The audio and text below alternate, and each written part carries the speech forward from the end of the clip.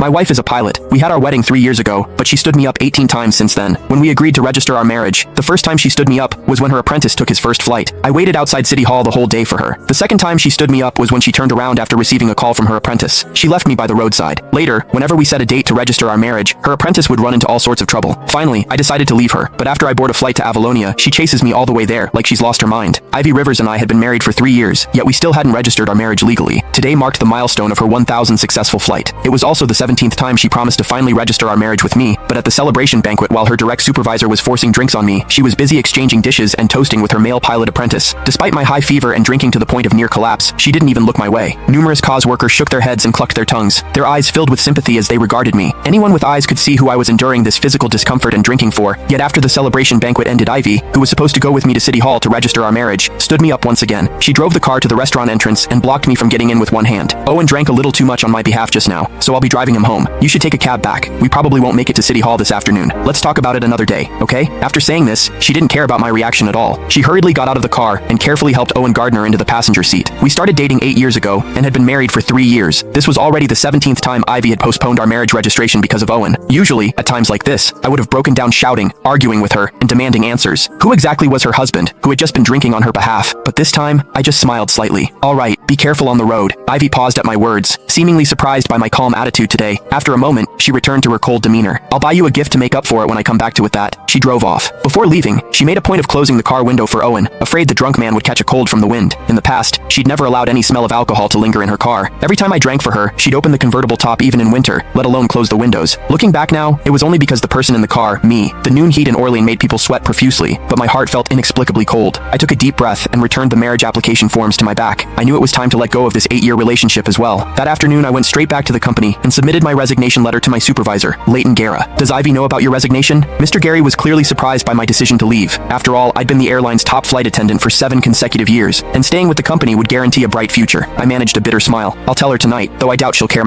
These past few years you two flew new routes to get together, and won company awards together. The CEO even attended your wedding personally 3 years ago. Everyone was so envious. But I suppose Mr. Guerra trailed off with a long sigh, his voice full of regret. Yes, those were indeed beautiful memories, but memories were just memories. We could never go back. After submitting my resignation, I returned home around 10 p.m. The house was eerily quiet and empty. On my phone, a social media post from Owen popped up because he'd specifically tagged me. The caption read, "Special, thanks to my beautiful mentor for staying by my side all afternoon as a thank you. I'm taking her to Marcus Vay's concert tomorrow. Looking forward to it." I knew then that Ivy, who'd said she'd come home at noon, wouldn't be returning. This had happened too many times in our 3 years of marriage after making myself a simple bowl of